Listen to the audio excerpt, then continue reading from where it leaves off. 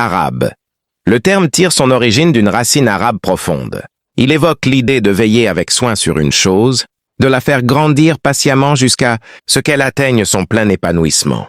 Imaginez semer une graine fragile, vous l'arrosez, la protéger du vent, lui offrir lumière et nutriments, jusqu'à ce qu'elle devienne un arbre robuste et indépendant. De la même façon, accueillir un nourrisson, le porter dans son ventre, puis l'accompagner jour après jour, le nourrir, le consoler, l'éduquer jusqu'à ce qu'il devienne un adulte autonome, prêt à voler de ses propres ailes. C'est accompagner vers la plénitude, vers l'indépendance complète, la maturité totale. Ce mot désigne ainsi celui qui prend en charge chaque détail, chaque besoin, pour conduire vers l'achèvement. Et celui qui s'occupe ainsi de tous les aspects de notre existence, qui nous soutient sans relâche, depuis notre premier souffle jusqu'à notre retour à lui, c'est lui qui porte ce nom par excellence. Car son attention ne s'arrête jamais. Il nous entoure de sa sollicitude infinie, même quand nous atteignons l'âge adulte, même au-delà. À qui attribue-t-on habituellement ce qualificatif ici-bas? À l'enseignant, bien sûr, et aussi aux parents. Pourquoi eux? Parce qu'ils incarnent ce don total. Un enfant arrive au monde démuni, sans rien savoir comme le rappelle le Coran. Allah vous a fait sortir du ventre de vos mères alors que vous ne saviez absolument rien. Vous étiez totalement dépendant. Un bébé ne tient même pas sa tête seul. Il faut le soutenir constamment. Dans le sein maternel déjà, il dépendait entièrement de sa mère pour son sang, relié par le cordon ombilical. Complète dépendance. Le parent, ou le murabi, assume alors ce rôle immense. Subvenir à chaque besoin, guider, protéger, former, jusqu'à ce que l'enfant puisse se tenir debout seul, moralement et spirituellement. Et dans cette responsabilité sacrée, les parents et les éducateurs reflètent, à leur mesure humaine, l'amour et la sollicitude éternelle d'Allah envers ses serviteurs, qu'il nous aide à remplir ce rôle avec excellence et qu'il continue de nous éduquer, nous élever, nous parfaire jusqu'à ce que nous le rencontrions. Amin. C'est précisément pour cette raison que le parent mérite pleinement ce titre noble de murabi.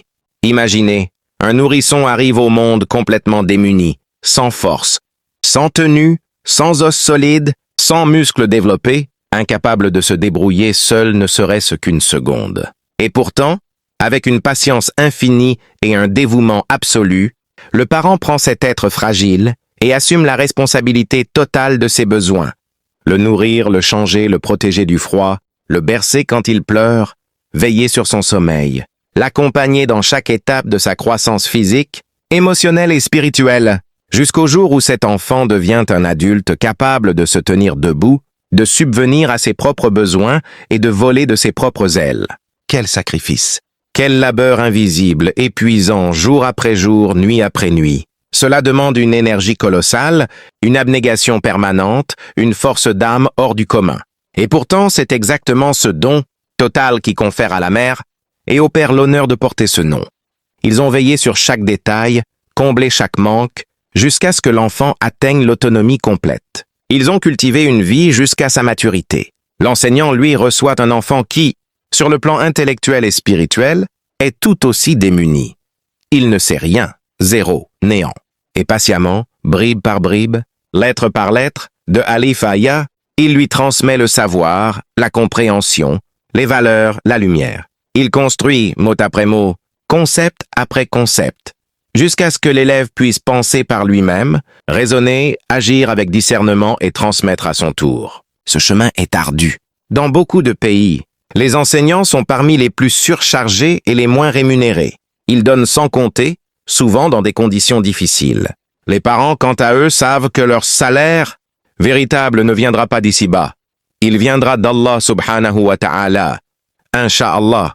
Mais soyons honnêtes, éduquer, former, élever est un travail titanesque, surtout quand celui ou celle que l'on sert ne mesure pas, la plupart du temps, l'ampleur de ce que l'on fournit. Combien d'enfants, d'adolescents, d'adultes jeunes encore, ne réalisent la valeur immense de leurs parents qu'au moment où ils deviennent parents à leur tour. Je me souviens encore de ce jour précis où je suis devenu père. Ce fut comme un voile qui se levait, soudain. Avec une clarté bouleversante, j'ai compris la profondeur, l'immensité, le coût réel de tout ce que mes propres parents avaient fait pour moi. Aucune autre journée de ma vie ne m'avait autant ouvert les yeux. Car être murabi, que ce soit en tant que parent ou enseignant, exige un degré exceptionnel d'altruisme. On donne tout, temps, sommeil, énergie, émotion, argent, santé, et bien souvent, on reçoit très peu de reconnaissance en retour. Les remerciements arrivent tard quand ils arrivent. Parfois jamais de ce côté-ci de la vie, mais Allah lui voit. Il enregistre chaque goutte de sueur, chaque nuit blanche, chaque sacrifice silencieux, chaque dua faite dans le secret pour le bien de ceux qu'il nous a confiés. Et c'est auprès de lui que se trouve la récompense la plus grande, la plus juste, la plus éternelle. Qu'Allah fasse de nous de véritables murabbis, des éducateurs attentifs, patients, sincères, pour nos enfants, pour nos élèves, pour toute âme qu'il place sur notre chemin. Qu'il nous accorde la force de donner sans attendre de retour immédiat, et qu'il nous réserve, à nous et à nos propres parents, une miséricorde immense le jour où tout sera pesé. C'est un labeur immense, épuisant, qui demande une endurance hors du commun. Et pourtant, Allah subhanahu wa ta'ala nous révèle, à travers ce mot, sa première signification profonde. Celui qui prend en charge, qui élève, qui fait passer une chose de l'état de néant absolu à la plénitude totale. De 0 à 100% avec toute la souffrance, la patience, les nuits blanches, les efforts invisibles que cela implique. C'est l'acte suprême de Rabat, nourrir, former, protéger, corriger, accompagner jusqu'à l'achèvement parfait. Mais ce terme possède une seconde signification tout aussi puissante que vous avez déjà évoquée, le Seigneur. Le maître absolu, le souverain incontesté. Dans la langue arabe ancienne, les Arabes employaient ce mot pour désigner le maître, celui qui possède l'autorité totale. Et quand on dit maître, une relation s'impose immédiatement à l'esprit. De l'autre côté, il y a l'esclave, le serviteur soumis. De même, si je dis enseignant, l'autre côté est l'élève. Si je dis chef, l'autre côté est le subordonné ou l'employé. Si je dis maître, à l'autre côté est l'esclave, celui qui est entièrement possédé, entièrement dévoué, entièrement dépendant. Et c'est exactement ainsi que le Coran associe très souvent ce nom divin à un autre mot précis qui souligne cette relation de soumission totale et d'appartenance complète. Le mot abd, esclave-serviteur. Allah, exalté soit-il, se nomme Ar-Rabb, le Seigneur qui élève et qui possède, et il nous appelle à être ses ibad, serviteurs. Cette paire revient constamment dans le livre sacré, car elle exprime la vérité la plus profonde de notre existence. Nous sommes, ses créatures, ses serviteurs, entièrement sous sa seigneurie bienveillante et souveraine. Et si l'on cherche le tout, premier commandement que Allah nous adresse, dans le Coran, le tout premier, ordre qu'il donne à l'humanité, avant toute autre instruction. Il apparaît dès les tout premiers versets révélés. Lis, au nom de ton Seigneur qui a créé, Sourate Al-Alaq, verset 1. Mais le premier ordre direct, la première injonction, formelle que nous recevons, celle qui ouvre véritablement, la voie de l'action d'arrive peu après. Dans la sourate suivante révélée chronologiquement, Al-Muddathir. Non, revenons précisément. Le tout premier commandement clair et impératif que Allah adresse au prophète, et par extension à nous tous, se trouve dans la sourate Al-Ala, qui fait partie des toutes premières révélations. Glorifie le nom de ton Seigneur, le Très-Haut. Sourate Al-Ala 77:1. Mais si l'on parle du tout premier ordre d'adoration, explicite dans l'ordre, chronologique des révélations, c'est bien dans la sourate Al-Muddathir. Ô toi qui t'enveloppes, lève-toi et avertis, et ton Seigneur magnifie-le. 74:1-3.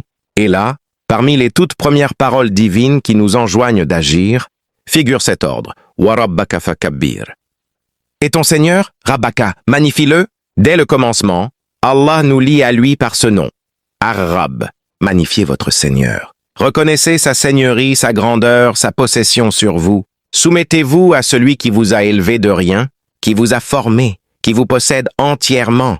Ainsi, le mot arabe nous enseigne deux vérités inséparables. Il est celui qui nous a pris en charge avec une sollicitude infinie, depuis le néant jusqu'à la maturité, et qui continue de le faire jusqu'à notre retour à lui. Il est le maître absolu, le souverain, et nous sommes ses serviteurs, ibad, appelés à le glorifier, à le servir, à lui appartenir pleinement. Qu'Allah fasse que nous vivions pleinement cette double réalité. Être reconnaissant envers celui qui nous élève avec tant d'amour et être de vrais serviteurs soumis à son seigneurie majestueuse. C'est pourquoi le Coran nous interpelle avec force. Ô vous les gens, adorez votre Seigneur qui vous a créé, vous et ceux qui vous ont précédés, afin que vous atteigniez la piété. Surat al-Baqarah 2:21. Faites de vous-même des serviteurs dévoués envers votre Maître, celui qui vous a donné l'existence, qui a créé vos ancêtres avant vous et qui continue de veiller sur chaque instant de votre vie. Soumettez-vous à lui par l'adoration pure, afin que vos cœurs s'emplissent de cette crainte révérentielle, cette taqwa qui protège et élève. Allah subhanahu wa ta'ala associe très souvent, dans son livre, son nom glorieux à Rabb, le Seigneur, le nourricier, le Maître, au mot abédé, le serviteur, l'esclave soumis. Cette combinaison revient sans cesse, comme un rappel incessant de notre réalité la plus profonde. Nous sommes ses ibad, ses serviteurs créés pour le servir, et lui est Arab, celui qui nous appartient entièrement et à qui nous appartenons entièrement. Revenons maintenant à la première signification de ce nom béni. Arab, c'est celui qui prend en charge absolument tout, qui gère chaque détail avec une précision et une miséricorde infinie. Regardez un tout petit enfant. Il n'a rien à faire. Il ne cuisine pas, il ne nettoie pas, il ne se lave même pas tout seul. Ses parents, ou plutôt son murabi, s'occupent de tout. La nourriture qu'il avale, les vêtements qu'il porte, la propreté de son corps, son sommeil, sa sécurité, ses pleurs apaisés, ses premiers pas guidés, tout est assumé pour lui jusqu'à ce qu'il grandisse et devienne capable. Eh bien, dans nos vies d'adultes, nous restons vis-à-vis d'Allah exactement dans cette position de totale dépendance et même bien plus profonde encore. C'est lui, Arab, qui prend en charge l'intégralité de notre existence. Pourquoi le plafond ne s'effondre-t-il pas sur nos têtes en ce moment précis? Parce qu'Allah a établi des lois physiques parfaites. La gravité, la résistance des matériaux, l'équilibre des forces. Il maintient ces lois en action à chaque seconde, sans la moindre interruption. S'il retirait ne serait-ce qu'un instant son soutien, tout s'écroulerait. Pourquoi recevons-nous la pluie? Qui fait monter la vapeur d'eau des océans et des rivières? Qui la condense en nuages lourds et majestueux? Qui la fait redescendre en gouttes rafraîchissantes? En quantité mesurée, au moment précis où la terre en a besoin? C'est lui, Arab, qui orchestre le cycle de l'eau avec une sagesse et une générosité incomparables. Il ne se lasse jamais, il ne s'absente jamais, il ne commet aucune erreur. Le battement régulier de notre cœur, la circulation du sang dans nos veines, la respiration qui entre et sort sans que nous y pensions, la digestion silencieuse des aliments, la guérison d'une petite coupure, le sommeil réparateur, tout cela il le gère. Il pourvoit à nos besoins les plus infimes, les plus cachés, les plus constants. Nous ne voyons pas toujours sa main, mais elle est là, partout, à chaque instant. Il est le Rab qui nous élève, nous soutient, nous protège, nous nourrit physiquement, émotionnellement, spirituellement, depuis notre premier cri jusqu'à notre dernier souffle, et au-delà. Alors, face à tant de sollicitude infinie, que reste-t-il à faire? Reconnaître cette seigneurie, se mettre à son service avec gratitude et humilité, dire « Ô mon Rab, je suis ton abd, je t'appartiens. Guide-moi, pardonne-moi, élève-moi jusqu'à toi. » Qu'Allah nous accorde de vivre pleinement cette servitude aimante, de le glorifier comme il le mérite, et de nous approcher de lui par la piété sincère. Amin ya Rabbal Alamin. Pourquoi la mer ne surgit-elle pas soudain sur nous comme un tsunami dévastateur, comme on le voit parfois dans d'autres régions du monde et même en ce moment au Pakistan, qui ordonne à l'océan de rester à sa place, de ne pas déborder avec violence, qui fait tomber la pluie en un doux murmure, ce Peter Pater apaisant sur le toit, rafraîchissant la terre sans la noyer? C'est lui, Allah, Ar-Rabb, qui veille sur nous avec une précision infinie et une miséricorde sans faille, qui fait descendre l'obscurité sur le monde chaque nuit, juste au moment où la fatigue nous envahit, qui permet à nos yeux de se reposer, à nos corps de se régénérer pendant le sommeil, pour que nous nous réveillions revigorés le lendemain, qui nous accorde ce privilège quotidien, cette pause réparatrice sans que nous ayons à la demander? Encore lui, Arab, qui gère les cycles du jour et de la nuit, du repos et de l'éveil, avec une sagesse que nous ne percevons même pas toujours. Dans le Coran, Allah se présente si souvent comme celui qui prend soin de nous de 1000 manières invisibles, inattendues, que nous oublions parfois à quel point il est proche. Regardez l'histoire du prophète. Youssef, sur lui la paix. Une vie jalonnée d'épreuves déchirantes, trahi par ses frères, jeté au fond d'un puits sombre, vendu comme esclave, accusé injustement, emprisonné dans les geôles d'Égypte, puis élevé jusqu'au ministère suprême, jusqu'au trône où, enfin, ses parents et ses frères se prosternent devant lui en signe de respect et de reconnaissance. À cet instant précis, quand tout se réalise, le rêve d'enfance devient réalité, la famille est réunie, les années de souffrance trouvent leur sens. Youssef lève les yeux et dit « Oh mon père, voici l'interprétation de mon ancien rêve. Mon Seigneur, Rabbi, l'a rendu vrai. Il m'a comblé de ses bienfaits quand il m'a fait sortir de la prison et qu'il vous a fait venir du désert après que Satan eut semé la discorde entre moi et mes frères. Mon Seigneur est vraiment bienveillant envers qui il veut. Il est, lui, le savant, le sage. » Surah Yusuf 12:100. En cet instant de triomphe et de clarté, quand toute sa vie s'éclaire d'un coup, Youssef n'attribue rien à lui-même, à sa ruse ou à sa chance. Il ne dit pas « j'ai réussi », car le destin a tourné. Non, il dit « Rabbi ». Mon Seigneur, celui qui m'a élevé, qui m'a protégé, qui m'a guidé à travers chaque vallée sombre et chaque sommet inattendu. C'est lui qui a orchestré chaque épreuve pour en faire une échelle vers le bien suprême. Et c'est exactement ce qui arrive dans nos propres vies. Nous traversons des hauts et des bas, des moments où rien ne semble logique, des pertes, des trahisons, des échecs cuisants, des joies soudaines, des ouvertures inattendues. Sur le moment, cela paraît chaotique, injuste, incompréhensible. Mais quand on regarde en arrière, parfois des années plus tard, un motif apparaît. Chaque haut était une grâce de ton Rab qui t'élevait. Chaque bas était une protection, une purification, une leçon de ton Rab qui te gardait, te formait, t'empêchait de tomber plus bas ou de t'égarer. Youssef, face à l'accomplissement de son rêve, a reconnu « Tout vient de Ar-Rab, celui qui prend soin, qui élève de 0 à 100%, qui transforme la douleur en sagesse, l'isolement en réunion, la prison en palais.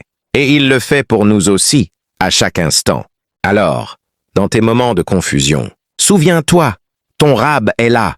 Il voit ce que tu ne vois pas encore. Il gère ce que tu ne contrôles pas. Il t'élève même quand tu te sens au fond du puits. Fais-lui confiance. Remercie-le pour les pluies douces, pour les nuits de repos, pour les épreuves qui te façonnent. Et quand, un jour, les pièces du puzzle s'assembleront devant tes yeux, dis comme Youssef. Rabbi, mon Seigneur a tout rendu vrai. Il a été bienveillant envers moi. Qu'Allah fasse de nos vies un témoignage de sa seigneurie aimante, qu'il nous accorde la patience dans l'épreuve, la gratitude dans la facilité et la certitude que tout est entre les mains du meilleur des Rabs. Amin ya, Rabb al-Alamin. Youssef, sur lui la paix, au sommet de sa gloire, face à l'accomplissement miraculeux de son rêve d'enfance, s'adresse à Allah avec ces mots émouvants. « Ô mon Seigneur, tu m'as accordé une part du pouvoir et tu m'as enseigné l'interprétation des rêves. Ô toi qui as créé les cieux et la terre, tu es mon protecteur dans ce monde et dans l'au-delà. Fais-moi mourir en musulman soumis et réunis-moi au juste. » Surah Yusuf 12:101. En cet instant de clarté absolue, il reconnaît que chaque étape, même les plus sombres, était une manifestation de la sollicitude de son Rab, quand ses frères l'ont jeté au fond du puits, prêts à le tuer.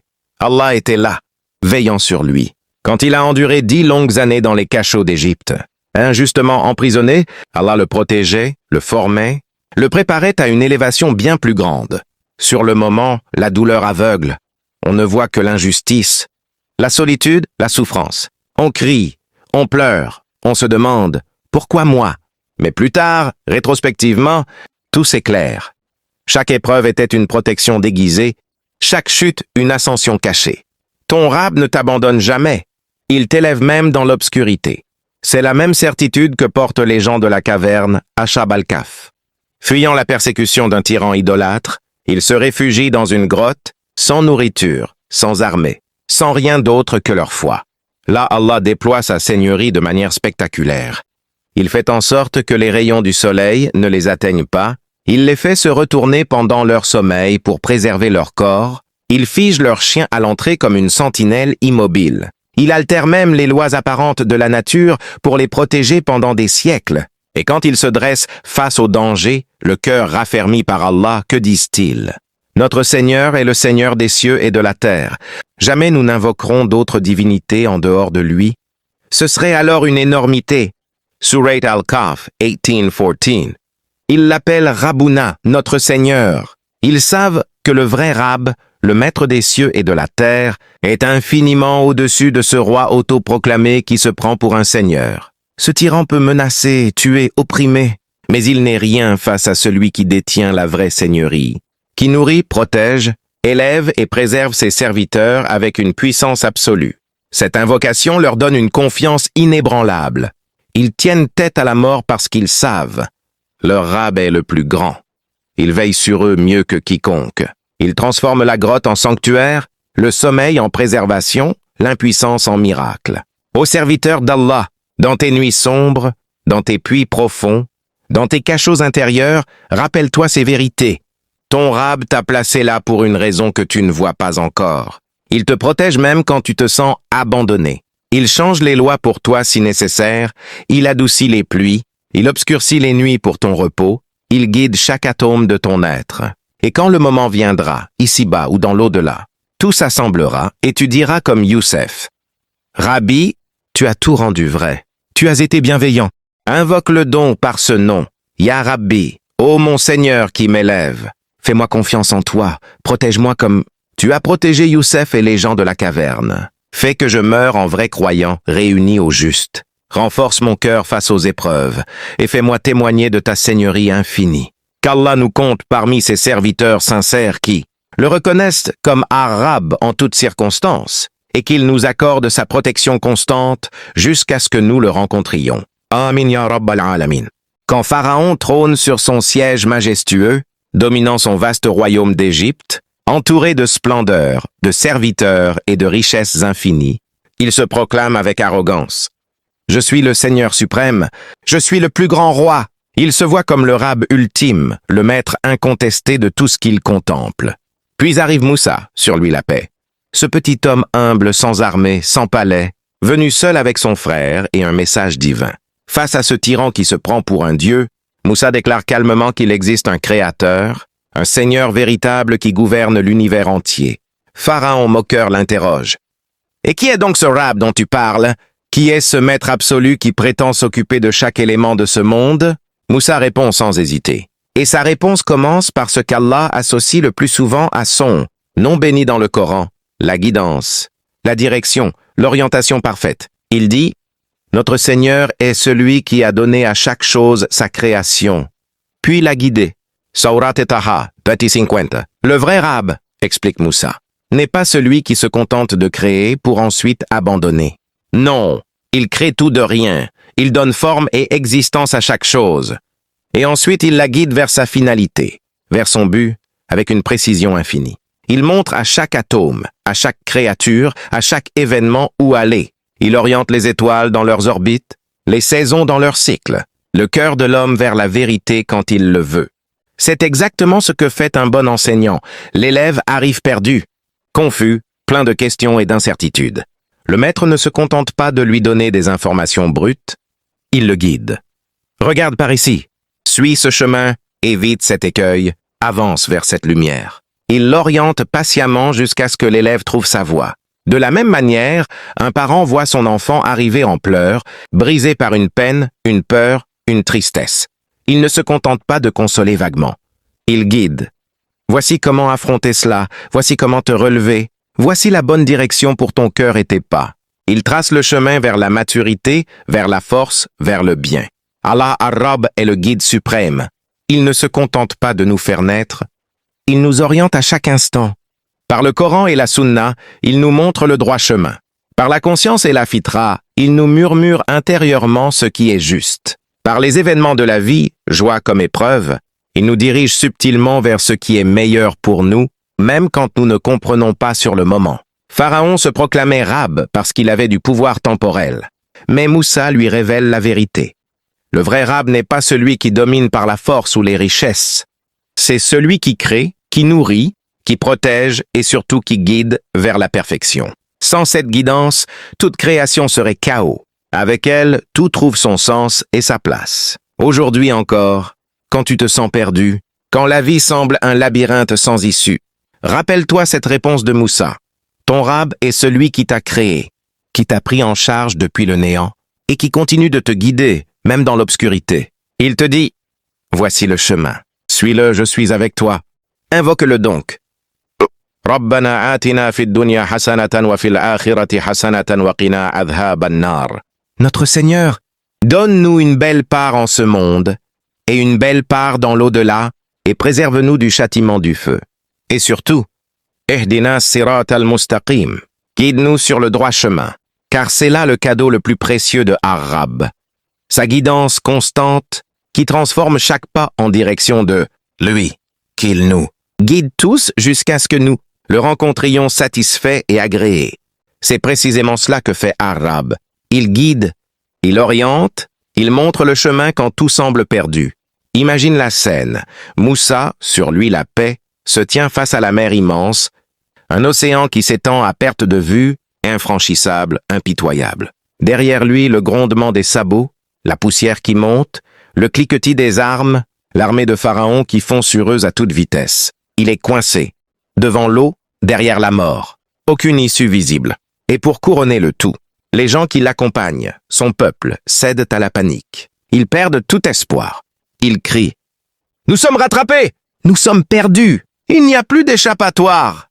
Surat Ash-Shu'ara 26-61, dans le sens « Nous sommes certainement rattrapés ». C'est l'instant le plus sombre, coincé entre deux impossibilités, entouré de désespoir collectif, sans issue apparente, sans plan B. Le cœur bat la chamade, les larmes montent, la peur envahit. On se sent complètement perdu, abandonné, sans direction. Et c'est exactement là, dans ce gouffre de désespoir, que Moussa prononce la parole la plus puissante, la plus apaisante, la plus pleine de certitude. « Kala, inna ma'iya rabbi sayahdin » Non, certainement pas. Mon Seigneur est avec moi. Il me guidera. Surat Ash-Shu'ara 26-62. Il ne dit pas « j'ai un plan ». Ni « calmez-vous, ça va s'arranger ». Il ne compte sur aucune arme, aucun renfort humain, aucune stratégie militaire. Il se tourne vers son Rab et il sait, avec une certitude absolue, que celui qui l'a mené jusqu'ici ne l'abandonnera pas. Son Rab est le guide par excellence. Il montre toujours le chemin, même quand les yeux ne voient rien, même quand la logique dit « c'est fini ». Et que fait Allah? Il fend la mer en deux. Il ouvre un passage sec entre les vagues dressées comme des montagnes. Il transforme l'impossible en miracle évident. Il guide non seulement Moussa, mais tout un peuple à travers l'océan, puis il referme les eaux sur leurs poursuivants. Ce verset nous enseigne une vérité profonde sur Ar-Rab. Il n'est pas seulement celui qui crée les épreuves, il est celui qui crée aussi la sortie de l'épreuve. Il place les défis sur notre route, mais il trace en même temps le chemin pour les contourner ou les traverser. Il est Al-Hadi, le guide, et cette guidance est inséparable de sa seigneurie. Quand tu te trouves dans ton propre entre mer et armée, une maladie incurable, une perte financière totale, une rupture déchirante, un échec qui semble définitif, une situation où toutes les portes sont fermées. Souviens-toi de cette parole de Moussa. « Kala, inna ma'iya rabbi sayahdin » Non, mon Seigneur est avec moi. Il me montrera le chemin. Ton Rab n'est pas absent dans la tempête. Il est le plus proche quand tu es le plus perdu. Il voit le passage que tes yeux ne perçoivent pas encore. Il prépare la fissure dans la mer, le pont au-dessus du vide. La porte dérobée, la solution inattendue. Fais-lui confiance. Invoque-le par son nom. Ya Rabbi ihdini. Ô mon Seigneur, guide-moi. Ya Hadi arshidni. Ô toi le guide, montre-moi la voie, car le créateur des défis est aussi le créateur des issues. Et quand il guide parfaitement vers ce qui est meilleur pour toi, dans ce monde et dans l'autre. Qu'Allah fasse de nous des serviteurs qui, dans les moments les plus sombres, disent comme Moussa, « Mon Rab est avec moi, il me guidera », qu'il ouvre pour nous les mers impossibles, qu'il trace nos chemins dans l'obscurité et qu'il nous ramène à lui par la guidance la plus droite. Ar-Rab est celui vers qui tu te tournes, dans tes moments de confusion la plus totale, quand tu ne sais plus quelle peau poser ensuite. Il est celui qui, d'un seul geste intérieur, éclaire ton chemin, te montre la direction juste, te fait sentir. Voilà ce que tu dois faire maintenant. Il est le guide qui ne t'abandonne jamais, même quand tu as l'impression qu'il t'a oublié, qu'il t'a laissé tomber au milieu du vide. Regardez le prophète Muhammad. Pendant des mois, la révélation s'interrompt. Plus de Coran, plus de paroles divines qui descendent sur son cœur. Et sans le Coran, la vie devient un désert aride. On se sent perdu, désorienté, orphelin. Le prophète en souffre profondément. Il est triste, inquiet, presque désespéré. C'est alors qu'Allah lui révèle, avec une tendresse infinie, « Ton Seigneur ne t'a ni abandonné ni détesté. » Surat Ad-Duha 93:3. Ton Rab ne t'a pas oublié. Il ne t'a pas laissé. Au contraire, il te prépare à quelque chose de plus grand. Cette pause était une pause d'amour, une purification, un entraînement pour l'âme. Dans nos vies à tous, il y a ces instants où l'on se sent terriblement seul. Comme Youssef, sur lui la paix, au fond du puits noir jeté par ses propres frères. Comme Yunus, sur lui la paix, dans les ténèbres du ventre de la baleine, au cœur de l'océan immense. Comme Ayoub, sur lui la paix, dans la maladie et la perte totale. Comme Moussa, sur lui la paix, quittant l'Égypte, marchant seul vers l'inconnu, sans but précis, sans compagnon, sans rien. Et comme le prophète Muhammad lui-même, après Taïf, le sang coule de ses sandales, son oncle protecteur est mort. Sa femme Khadija, son refuge, est partie. Il est brisé, seul au monde. Il n'y a pas d'homme plus triste que lui à cet instant. Et pourtant, c'est précisément dans ces abysses de solitude que le nom arabe résonne le plus fort. Tu n'es jamais vraiment seul. Ton Rab est là, plus proche que ta veine jugulaire, veillant, guidant, consolant dans le silence. Quand Moussa quitte l'Égypte, marchant vers nulle part, le cœur lourd, l'avenir incertain, il lève les mains et dit « Rabbi inni lima anzalta ilayya min khayrin faqir » Non, attendez, c'est plus tard, à Madian. Mais sur cette route solitaire, il invoque déjà son Rab. « Rabbi inni zalamtu nafsi faghfir li » Surat Al-Qasas 28:16. Pardon pour l'erreur dans le récit précédent, mais l'essence reste. Il sait que son Rab est avec lui dans cette solitude, qu'il le protège des poursuivants, qu'il le guide vers une destination qu'il ne voit pas encore. Puis arrivé à Madian, épuisé, étranger, sans rien, pas de bien, pas de famille, pas de travail, pas d'amis. Il s'assied près du puits, seul au monde. Et là, il prononce la dua la plus pure, la plus humble.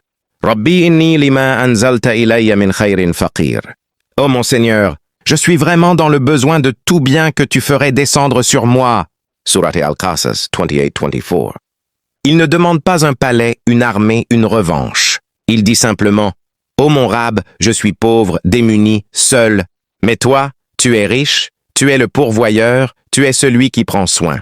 Accorde-moi ce que tu juges bon. » Et Allah répond immédiatement. Il lui donne une épouse, une famille, un refuge, un travail, une nouvelle vie. Tout ce dont il avait besoin et bien plus. Ô serviteur d'Allah, dans tes moments où tu te sens abandonné, oublié, perdu dans le noir, tourne-toi vers ton Rab.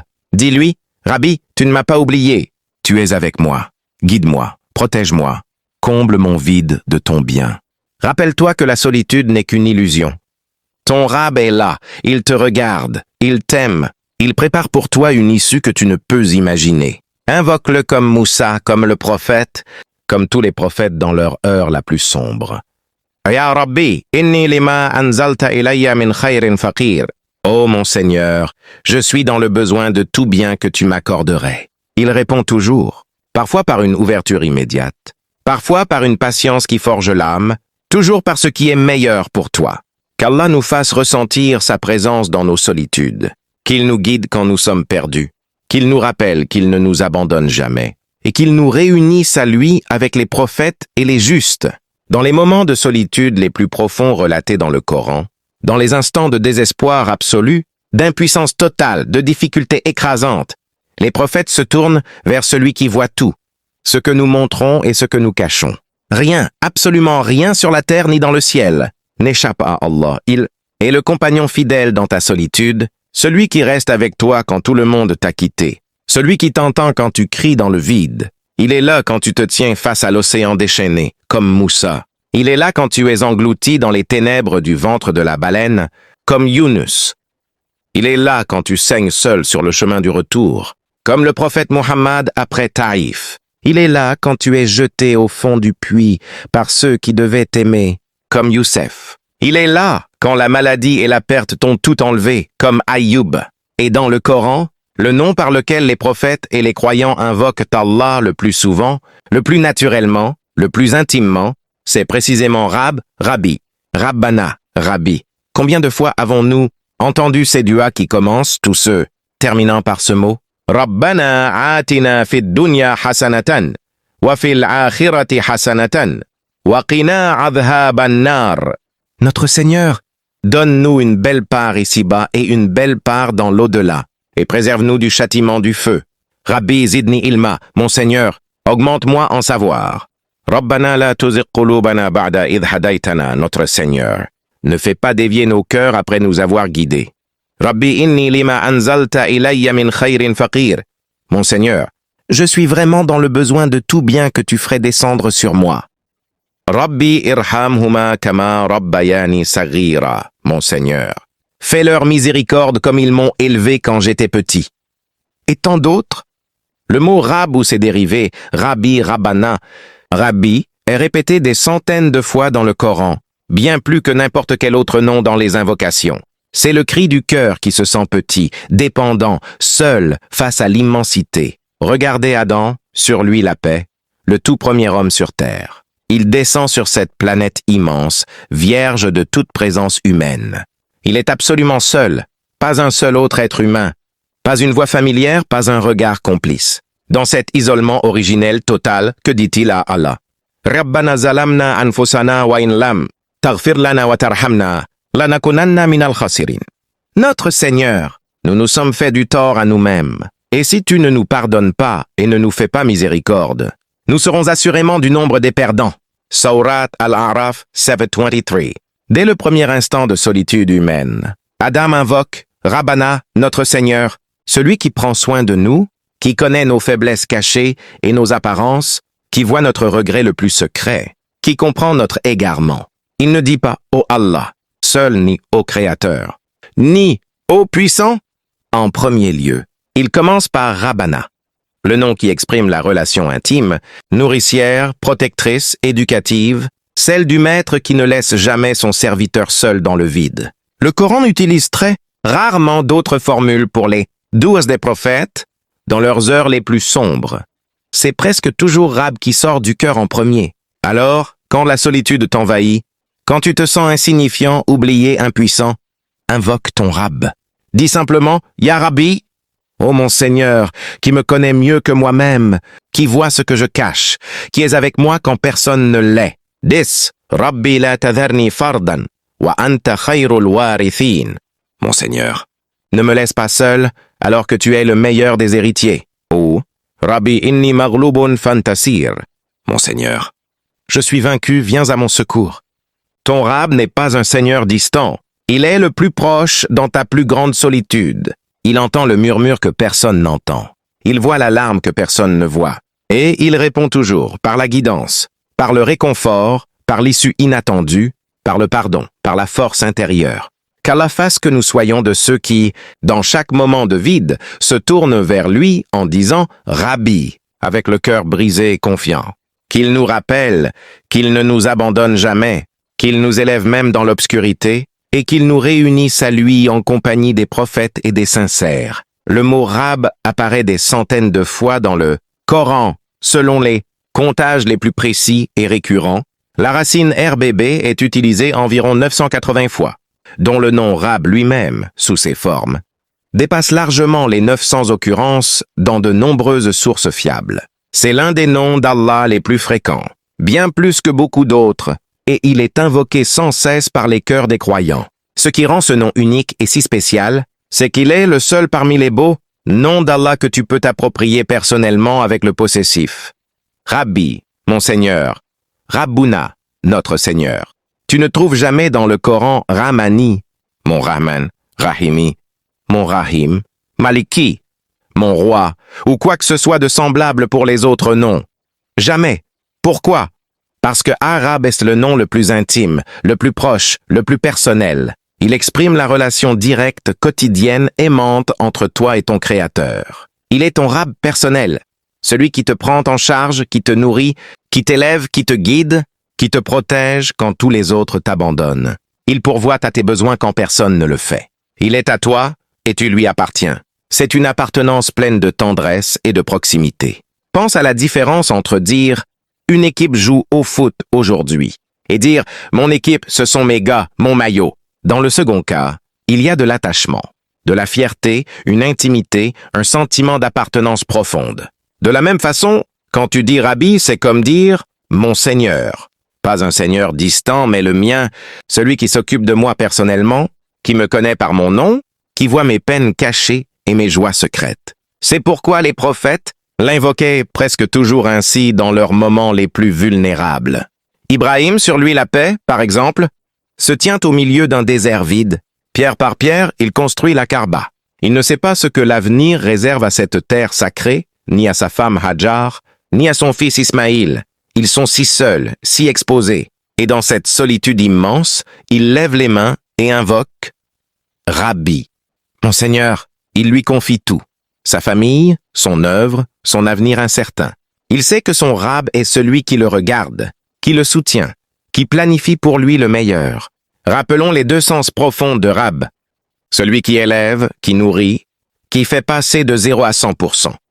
Il prend soin de chaque détail de ta croissance, de ta vie, de ton âme, le maître absolu, le souverain, le roi incontesté. Et cela fait de nous ses ibad, ses serviteurs.